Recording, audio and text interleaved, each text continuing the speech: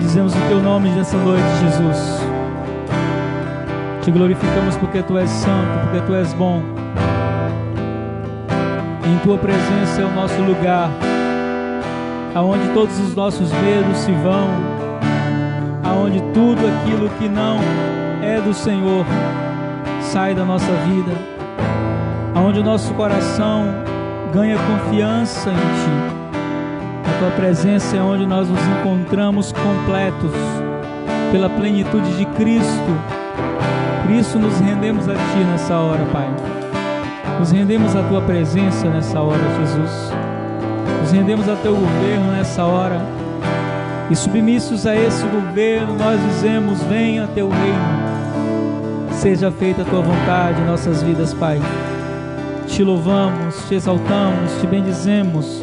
Glorificamos a Ti porque Tu és Deus sobre tudo e sobre todos.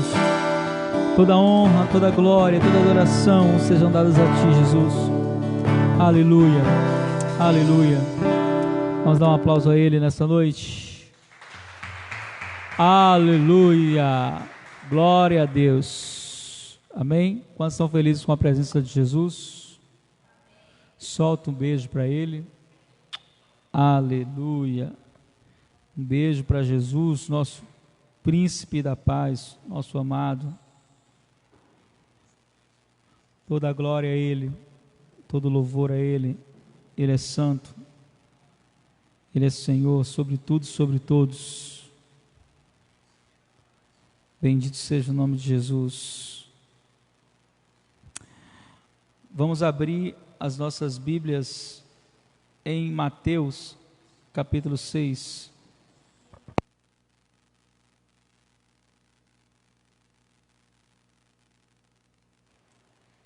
Mateus capítulo 6.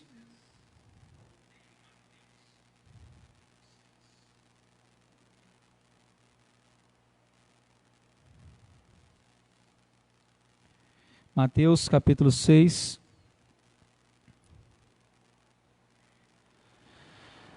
Nós vamos continuar falando hoje sobre o governo de Deus.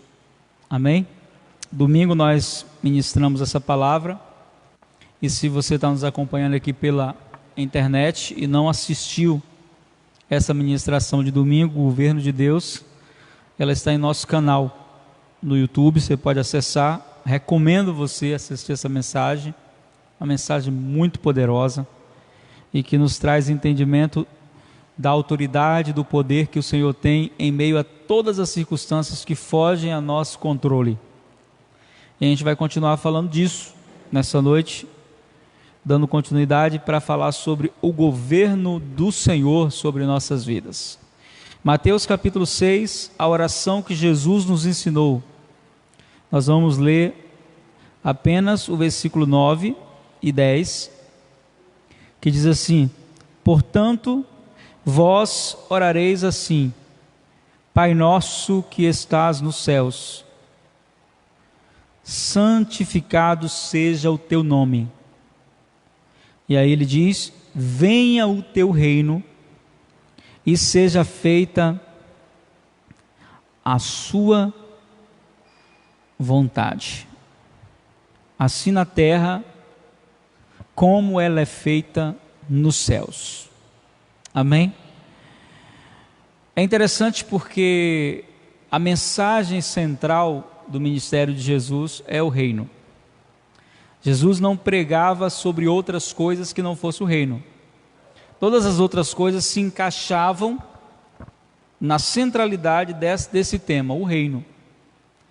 E quando nós paramos para pensar do ponto de vista bíblico sobre a vontade de Deus e o reino, nós vamos ver que eles estão totalmente ligados.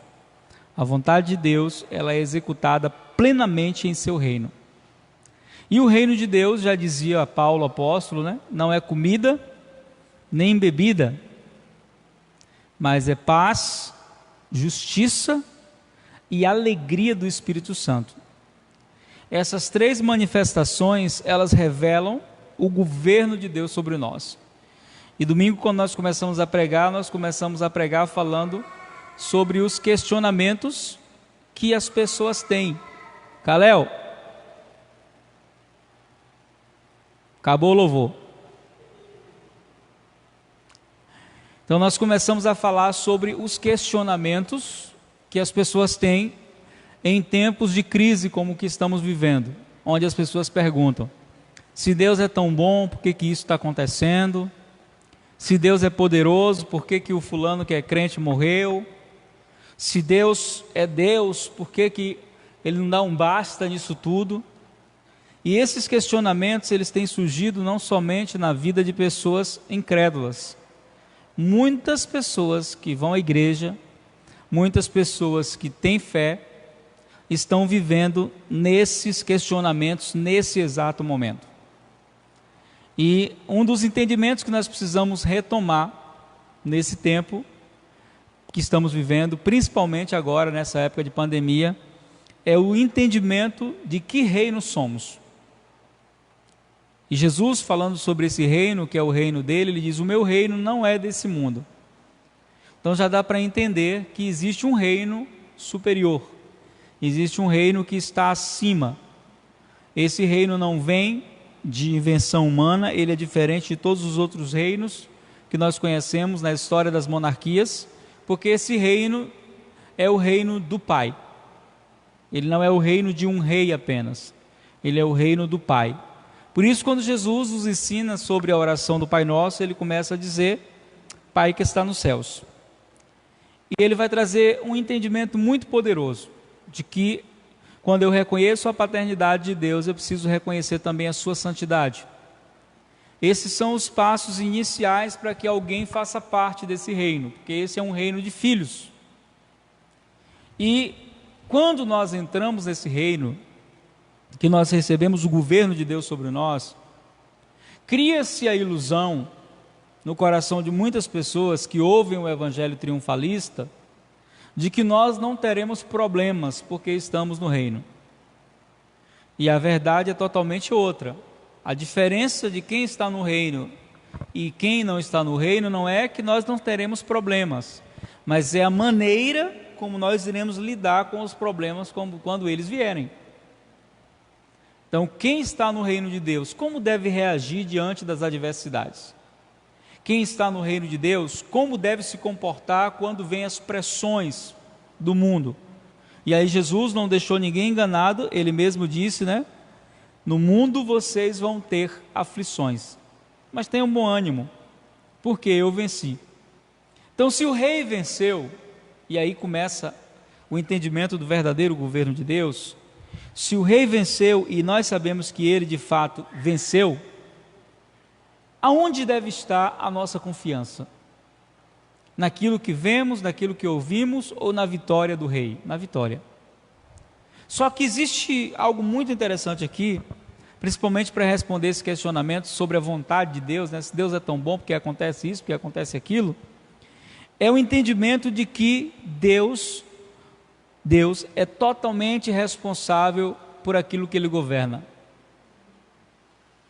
Deus é totalmente responsável por aquilo que Ele governa. Mas aquilo que está fora do governo de Deus, e o governo de Deus ele tem uma característica muito interessante. Apesar de ser um governo absoluto, ele não é imperativo. Deus não estabelece o seu governo em nossas vidas por meio da força. E ele nos ensina isso no livro do profeta Zacarias, quando ele diz assim: nem por força e nem tampouco por violência, mas pelo meu espírito, diz o Senhor.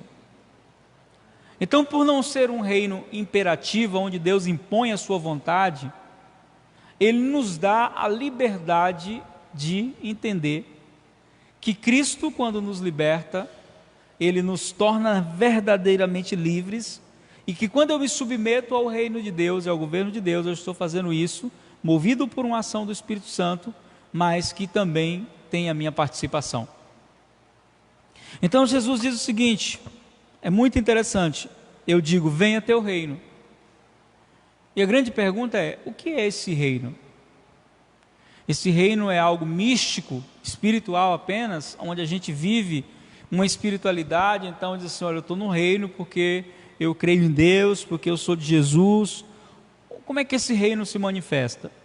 E aí, quando nós vamos para a palavra, nós descobrimos que esse reino ele tem fundamentos eternos. fundamentos eternos. E o primeiro fundamento que nós precisamos pensar é a palavra de Deus.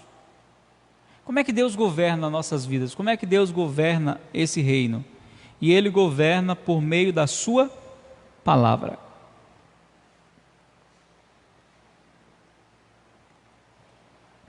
Por isso, para que tudo aquilo que eu viva de verdade no reino de Deus esteja debaixo do governo de Deus, eu preciso estar em obediência à palavra.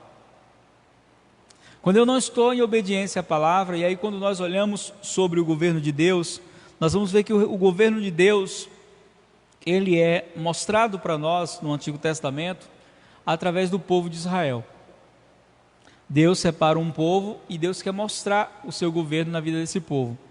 Só que quando Deus separa esse povo, o povo de Israel, e o traz para Ele, Deus faz algo interessante. Deus entrega a esse povo um conjunto de leis, que nós conhecemos como os mandamentos. Foram 613 mandamentos. Quando Jesus vem estabelecer o seu reino, Jesus também traz para as pessoas do reino um conjunto de leis que está no Sermão da Montanha, que é muito parecido com as leis que Deus entregou a Moisés, só que com uma gravidade maior. A gente às vezes acha que a gravidade é menor, mas a gravidade é muito maior, porque no primeiro tempo, da legislação, Deus trata com atos, e no segundo Deus trata com intenções. E quando nós falamos do reino de Deus, do governo de Deus, nós temos que ter algumas convicções que não podem ser alteradas pelas circunstâncias. A primeira delas, antes de qualquer coisa, no momento que você aceita o governo de Deus, você é dele, totalmente dele. E ele não aceita metade, ele não aceita dividir você, você é dele. E quando você tem essa convicção de que você é do Senhor, isso deve gerar no seu coração um estado de confiança muito grande. Mas como confiar num Deus que eu sei que é meu dono, mas eu não conheço Ele? Então tem muita gente de Deus que não conhece o Senhor. E como é que a gente conhece o Senhor? Quando nós conhecemos o seu caráter. Conhecer Deus não é, quando eu digo assim, você conhece fulano? A gente geralmente descreve as características ou emocionais daquela pessoa ou físicas, conheço aquela pessoa sorridente, alegre, conversa muito, tal. Conheço aquele magrinho, aquele gordinho. Mas quando eu falo sobre conhecer Deus, como é que eu posso definir que eu conheço Deus? E aí eu preciso conhecer o caráter de Deus. E eu só conheço o seu caráter por meio da sua palavra. Então conhecer o caráter de Deus me leva a confiar nele, porque as circunstâncias mudam, os presidentes, os governantes mudam, as estações mudam, mas o caráter de Deus é imutável. E no seu caráter eu posso afirmar algumas coisas que são peculiares em Deus. Uma delas é: Deus é bom. Em todo tempo, Ele é bom. Ele não é bom só quando Ele me faz bem. Ele é bom sempre. E a bondade de Deus, ela está atrelada a essa confiança, a esse cuidado, de que Deus é bom em todo tempo.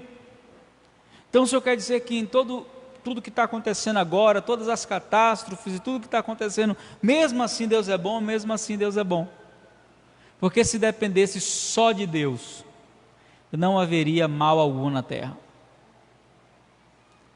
Então essa confusão que existe, e nesse tempo, onde os filhos de Deus estão vivendo debaixo de grande pressão, confiar na bondade de Deus é ter uma alma experimentando o que Davi ensina no Salmo de número 23, quando ele diz que o Senhor nos guia pelas veredas da justiça, e Ele nos coloca sobre a sombra das suas asas, no Salmo 91 também diz isso, e Ele nos dá descanso.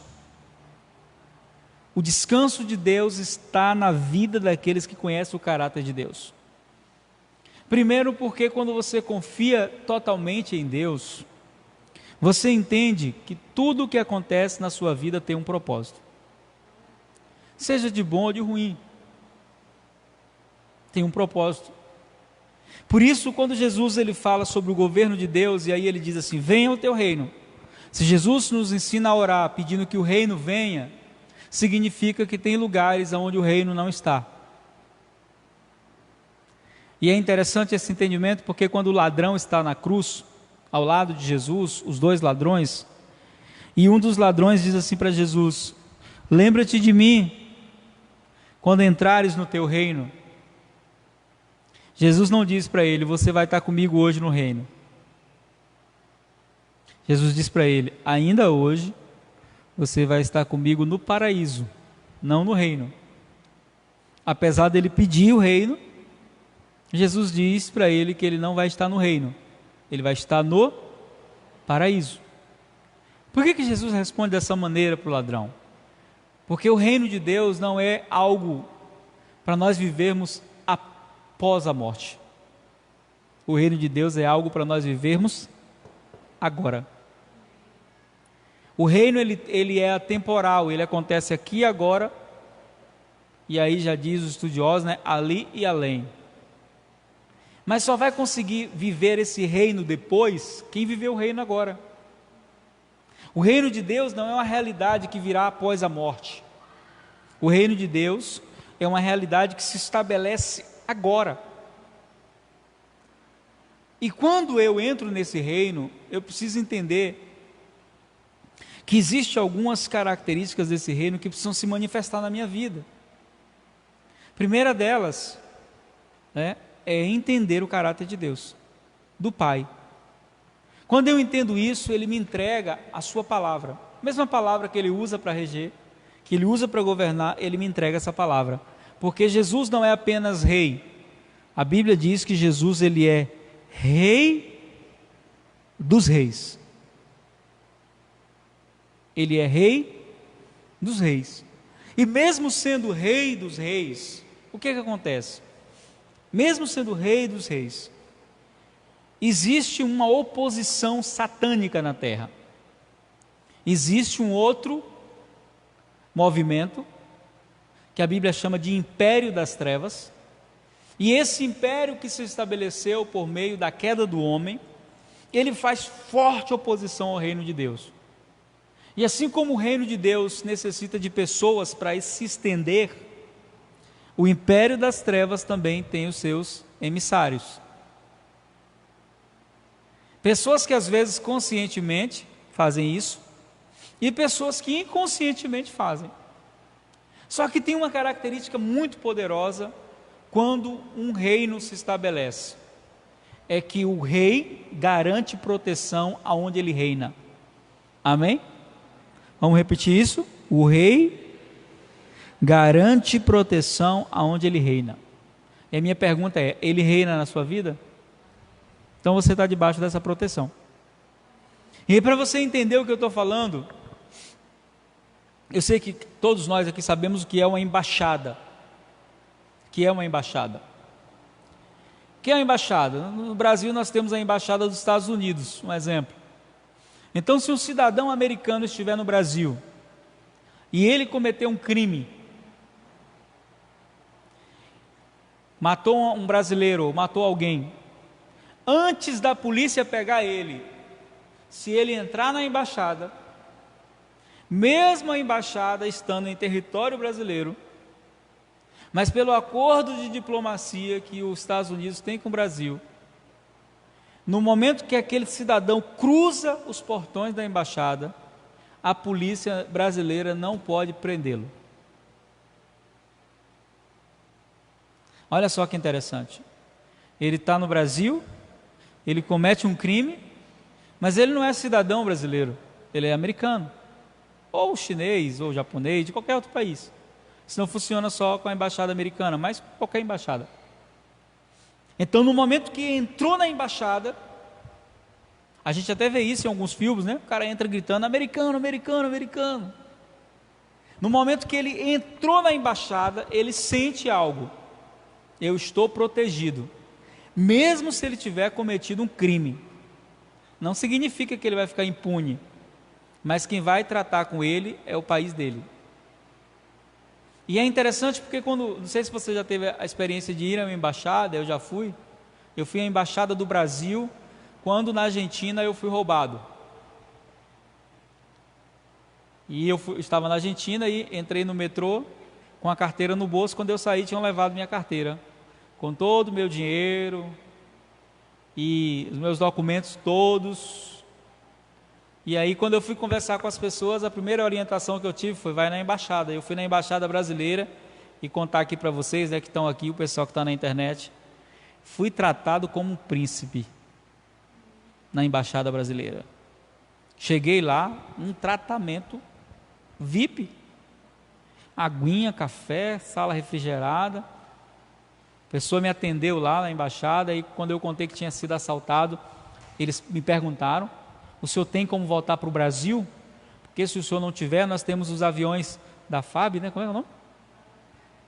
E aí o senhor pode ir em um deles. Olha para aí, quase que eu digo que não tinha, só para ir no avião, mas como não pode mentir, né? A gente é do reino da verdade. Eu queria ir nesse avião para ver como é que é, né? Segunda pergunta que me fizeram na embaixada brasileira: o senhor está precisando de dinheiro? Nós temos como conseguir, depois o senhor devolve quando chegar no Brasil. Eu falei: olha para isso, que negócio lindo, né? Eu sei que foi um tratamento VIP, me deram um salvo-conduto e disseram: com esse salvo-conduto aqui o senhor consegue voltar para o Brasil. Assinado pela embaixada brasileira. Para vocês terem ideia, eu tive mais problema para sair de São Paulo para Salvador, porque o salvo-conduto não servia.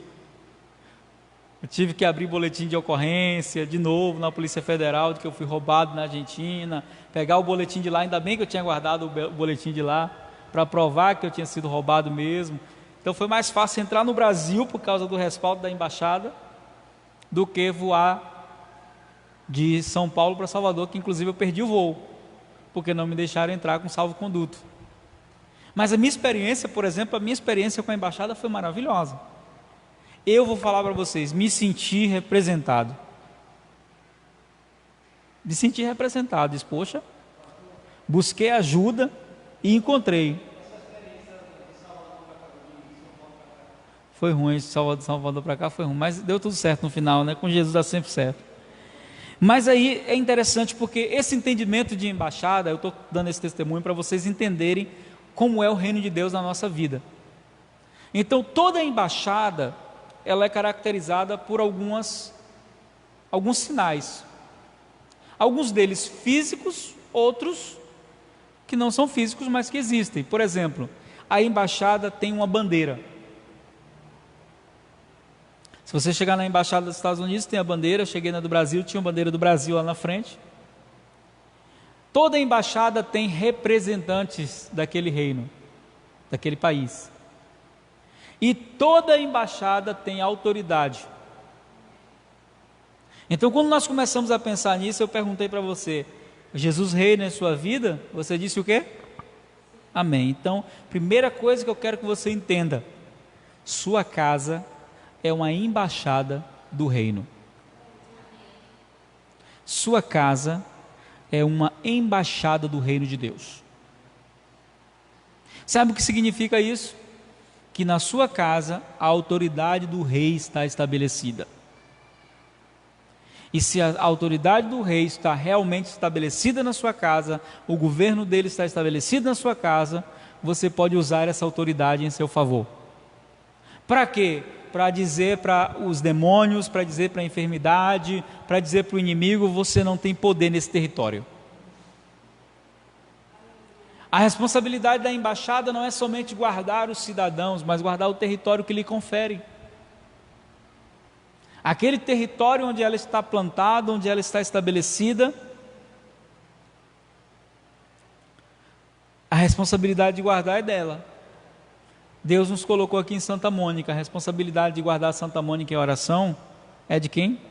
É nossa. Deus nos colocou em Salvador, a responsabilidade de guardar Salvador em oração é de quem? É nossa.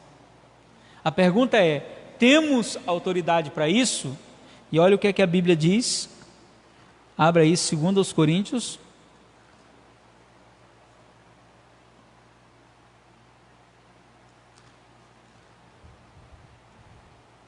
Segundo aos Coríntios, capítulo 5.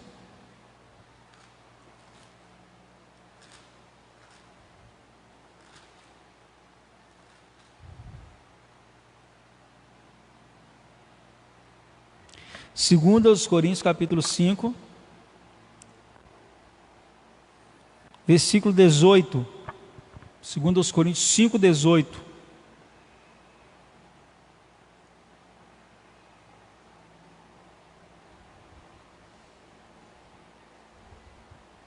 Quem encontrou, diga amém.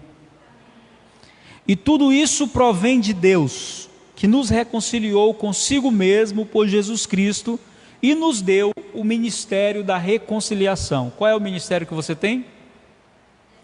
Ministério de louvor. Não, irmão, você tem o ministério da reconciliação. Isso é, Deus estava em Cristo, reconciliando consigo o mundo, não lhes imputando os seus pecados, e pôs em nós a palavra da reconciliação. De sorte que somos o quê? Somos o quê, igreja?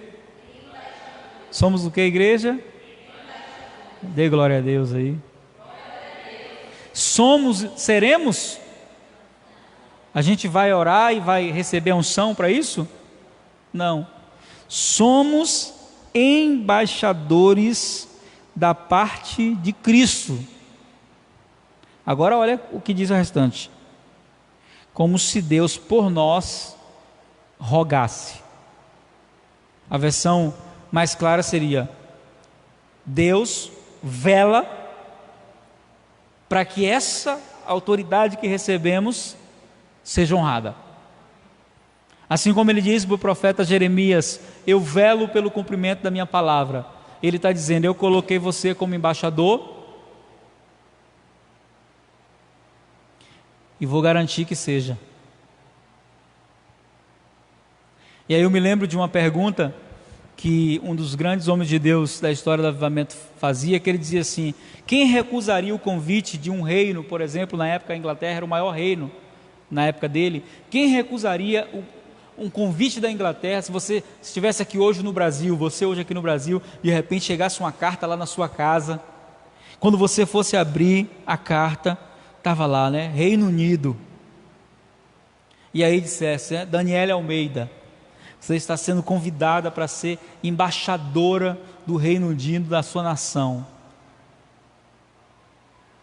Quem diria não? Ninguém diria. E como é que você se sentiria como embaixador do reino?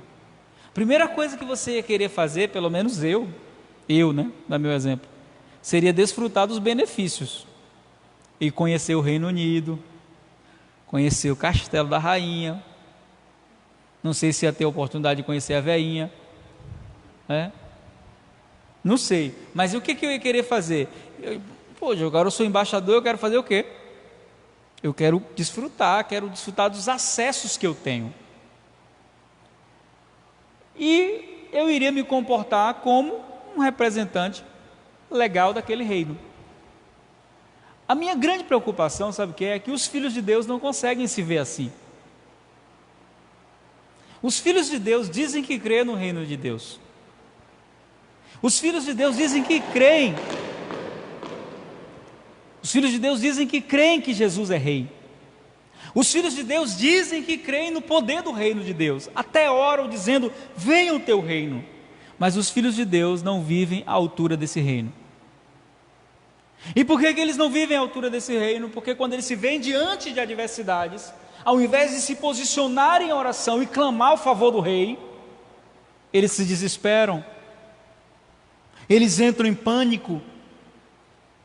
Ao invés de solicitar o socorro do rei, eles se colocam em uma posição de pedintes, às vezes até de mendigos espirituais, solicitando migalhas quando tem direito a um lugar na mesa.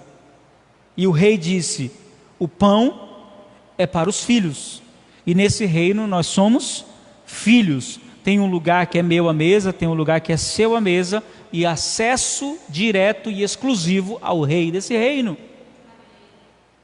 Então, nos posicionar como reis não é usar esse direito para se sentir melhor do que quem não é crente, por exemplo. Eu sou filho do rei. Alguns usam isso como pompa. Tem nada a ver com pompa. Abaixo esse evangelho ostentação, né? Que vem o evangelho de Jesus.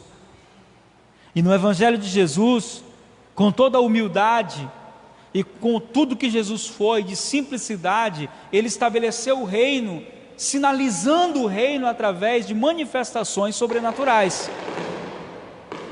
Está tendo festa aqui hoje em Salvador? Não é feriado hoje. Tinha me esquecido. Pensa num homem desorientado do reino dessa terra, sou eu. Então, no reino de Jesus, ele manifestou esse reino por meio da autoridade. Como Jesus manifestou o reino? Levando vida aonde existia morte, levando paz aonde existia guerra, levando amor aonde existia ódio, levando alegria aonde existia tristeza. E a minha pergunta é: você é representante desse reino? Sou, pastor. Então nós temos que representá-lo de maneira legal e à altura do que o rei foi, se comportando como o rei se comportou. Você sabe uma coisa que eu acho linda, interessante demais? É quando Jesus vai ser preso.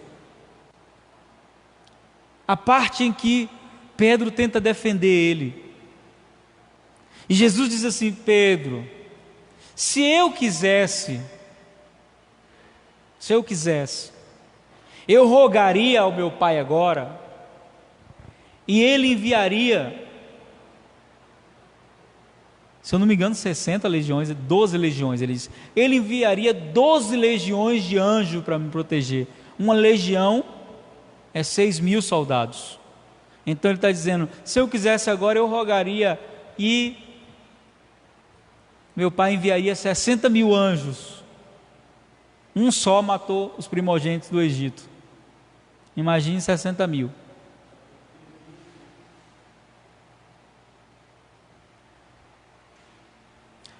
Se eu quisesse, quando ele está sendo confrontado pelo sumo sacerdote, ele diz: o meu reino não é desse mundo. Porque se fosse, eu não estaria aqui diante de vocês, não. Então, como foi que Jesus mostrou a autoridade dele no reino?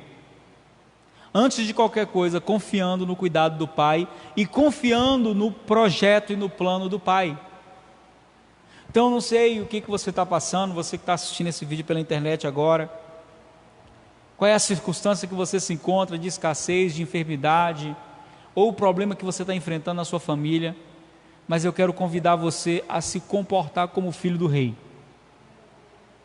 E se comportar como filho do rei não é se comportar como Mefibosete. Davi fez uma aliança com Jonatas de geração. E logo depois que Davi se estabelece em Hebrom, Davi se lembra da aliança que fez com Jonatas. Então Davi faz uma pergunta aos seus servos. Ele diz assim: existe alguém da descendência de Saul que ainda está vivo? E um dos seus servos diz assim: olha, tem uma pessoa, mas você não vai querer que entre aqui não. Por que não? Porque quando Davi entrou em Hebrom, Davi baixou um decreto. E o decreto era: nem coxos, nem aleijados, nem cegos, nem mancos entram em Hebrom. Porque quando Davi estava para conquistar Hebrom, os homens de Hebrom disseram: esse exército dele não vale nada. Se a gente juntasse uma legião de coxos e mancos, a gente conseguiria parar o exército deles. Então Davi, movido por vingança, por raiva, disse: pois a partir de agora não entra nem coxo, nem manco, nem aleijado aqui em Hebrom. Só que aí o súdito de Davi diz assim: só que o senhor não vai poder deixar o descendente de Jonatas entrar aqui não. Por quê? Porque ele é coxo dos pés. Quando a casa de Saul foi invadida, a ama de leite dele, né, a cuidadora dele, saiu correndo com ele, criança, e deixou ele cair. E passaram por cima das pernas dele e quebrou os pés dele. E Davi tinha feito um decreto. Agora o rei se encontra na seguinte situação: liberou um decreto real, mas tinha feito uma aliança antes. Aquilo ali é muito forte, irmão, sabe por quê? Porque Davi era um representante verdadeiro do reino de Deus. E Davi entendia que a aliança vem antes dos decretos que eu faço, movido por ira, por raiva. Então Davi diz: não, eu tenho uma aliança que antecede isso aí. Traga Mefibosete. E quando eles trazem Mefibosete até Davi, ele pensa que vai morrer. Pensa que Davi está querendo vingança contra a casa de Saul. Mas Davi tranquiliza o coração dele. Mas mesmo Davi tranquilizando o coração de Mefibosete, sabe o que Mefibosete faz? Ele não se sente digno, porque ele olha mais para a sua condição do que para o favor do rei. Muitos filhos de Deus são assim, olham mais para a sua condição do que para o favor do rei. Quem sou eu? Nem trabalhando eu estou. Quem sou eu? Minha casa é assim, minha família é assim. Esqueça a sua condição, você está debaixo do favor do rei. Abrace o favor do rei, receba o favor do rei.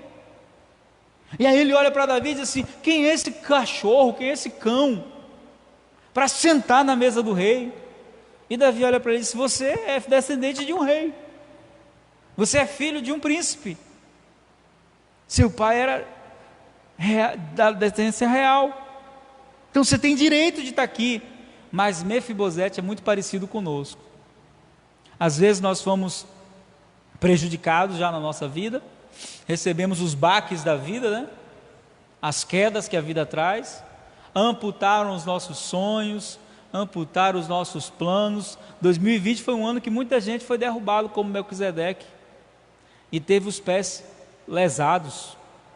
Mas nessa noite o rei está nos convidando à mesa dele, e está nos convidando não para lamentar, o rei está nos convidando para desfrutar. Vou repetir: o rei não está nos convidando para lamentar, ele já conhece as nossas dores, ele morreu por elas. Ele está nos convidando para desfrutar. Aceitar o governo de Deus é se portar como filho e embaixador desse reino e dizer para Deus: eis-me aqui, Senhor, para o que der e vier. Ah, mas vai dizer que vai ser assim, que vai ser assado, que vai ainda demorar até dezembro. Pode demorar 10 anos, o favor do rei estando sobre a sua vida, você vai estar debaixo do cuidado, você vai estar debaixo da bênção. Irmãos, é preciso crer no favor do rei. Preciso crer. Hoje pela manhã eu tive mais uma experiência, né, de favor do rei. Um amigo meu me ligou, que muito tempo não falava comigo, e aí me ligou, a gente conversou quase 40 minutos, falando da gente, da saudade, né? E aí ele disse assim: eu te liguei porque hoje pela manhã Deus me lembrou de você e mandou eu ofertar na sua vida. Eu estava aqui e o Espírito Santo falou: oferte na vida dele. Favor do rei. Favor do rei. A única coisa que eu digo quando eu ouço isso é: deixe Deus lhe usar, meu irmão, com generosidade. Se Deus falou, obedeça, porque quando Deus anuncia uma semeadura é porque Ele tem uma colheita reservada. Mas eu tenho vivido nesses dias de coronavírus, posso afirmar para vocês, nós temos vivido a Igreja de Cristo. Nós temos vivido debaixo do favor do rei. Aqui onde nós estamos, para você que está aí na internet nos assistindo, a gente paga aluguel. Sabe o que foi que o proprietário falou conosco?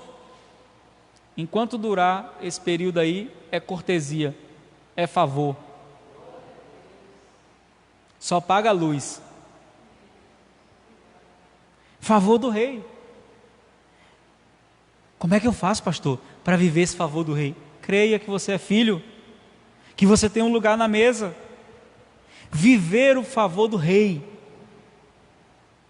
aceitar o governo de Deus, sua vontade, e viver o favor do rei. Mas para viver esse favor, eu preciso ser representante desse reino. E aí aqui diz que nós somos embaixadores e Deus vela por nós. Ele garante que a nossa autoridade flua. Então que nós possamos nos comportar como Jesus, o rei do reino. Diante da morte, como é que Jesus se posturava? Imponente, poderoso, triunfante. Todas as vezes que a morte cruzou com Jesus, o morto ressuscitou.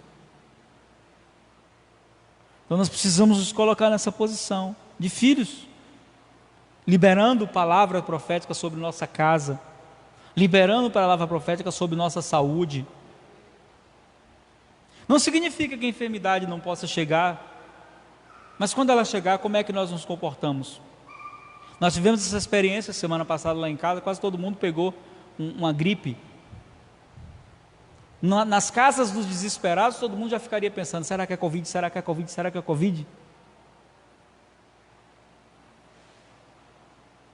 A gente tem. O que é que fizemos? Oração e chá. Oração e chá. Está todo mundo recuperando. Não teve desespero, não teve apavoro, porque as pessoas estão debaixo de uma nuvem tão apavorante, que elas se esqueceram que existe gripe normal. Elas se esqueceram que se sua imunidade estiver baixa, você gripa mesmo. Mas as pessoas estão vivendo um tempo de tanto desespero, que qualquer gripe, né? A Rose estava conversando com uma pessoa, e a pessoa dizendo assim, eu estou desconfiando que eu estou com Covid. Mas por quê? Porque eu peguei uma carona com a pessoa falou que estava desconfiando, ela fez o teste, deu negativo, mas eu estou achando que ela está mentindo. O povo parece que quer ter a doença. Não, irmão, vamos esquecer isso, amém? Vamos nos apegar à fé, vamos nos apegar ao favor do rei, vamos desfrutar do favor do rei, e vamos liberar o favor do rei sobre as pessoas, amém? Eu sou embaixador do reino de Deus, Ele governa minha vida, minha casa, minha família, e como embaixador do rei, eu quero liberar sobre você nessa noite o favor do rei, sobre os irmãos que estão em casa assistindo, que vão assistir depois, o favor do rei. E o favor do rei é o que? É vida, cura, paz, libertação, é o favor do rei. E esse favor vem sobre quem? Sobre todos aqueles que se reconciliam com ele. Nós já nos reconciliamos, esse favor está sobre a nossa vida, amém? Vamos orar? Vamos profetizar, liberar o favor do rei sobre as pessoas nessa hora? Aleluia! Jesus, Rei dos Reis, Senhor dos Senhores, Leão da tribo de Judá, raiz de Davi, Rei absoluto sobre tudo e sobre todos, entre as nações, Tu és Rei soberano e supremo, e o Teu reino é um reino de justiça e santidade. E nessa noite, como igreja, nós dizemos: venha o Teu reino, seja feita a Tua vontade. E a Tua vontade não é sofrimento, nem dor, nem morte, nem enfermidade. A Tua vontade é vida, paz, justiça. Por isso eu quero te pedir, dispensa agora a Tua vontade sobre as casas, sobre as famílias. Libera agora o Teu favor sobre os lares. Aonde existe enfermidade, que venha cura em nome de Jesus. Aonde existe tribulação, medo, todo espírito de medo, de pânico, que se estabeleceu nessa casa, nesse lar, seja agora banido em nome de Jesus. E que sobre esta casa venha a fé, a certeza, a esperança. Sobre essas famílias venha a convicção do Teu cuidado, porque Tu és o Deus que cuida, como nenhum outro cuida.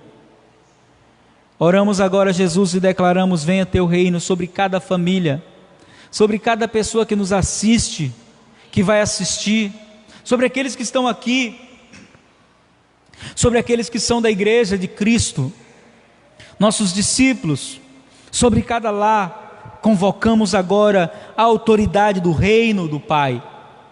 E que toda ferramenta preparada, forjada contra os filhos de Deus não prospere, mas que se estabeleça a vontade do Rei, que é boa, perfeita e agradável. E como embaixadores nesse reino, nós levantamos a nossa voz e a nossa mão e dizemos: Satanás, você não tem direito legal em nossas casas, você não tem direito legal em nossas vidas, você não tem direito legal em nossas famílias. Por isso, em nome de Jesus, bata em retirada todo espírito de morte, de enfermidade, que se aproveita da fragilidade, que se aproveita do medo, seja agora manietado e lançado fora, na autoridade do nome de Jesus. E declaramos que sobre as casas, sobre as famílias se estabeleça o governo de Jesus, o Rei dos Reis, e que essa paz se estabeleça, a certeza e a convicção do teu cuidado, de que tu não és um Deus que muda, mas tu és o mesmo ontem, hoje e para sempre. Que o teu poder venha e transforme ambientes, lugares, famílias, e traga vida e vida em abundância, em nome de Jesus. Você que recebe o favor do Rei, diga amém e dê um aplauso a Jesus. Aleluia, glória a Deus, aleluia, glória a Ele, amém. Pode sentar.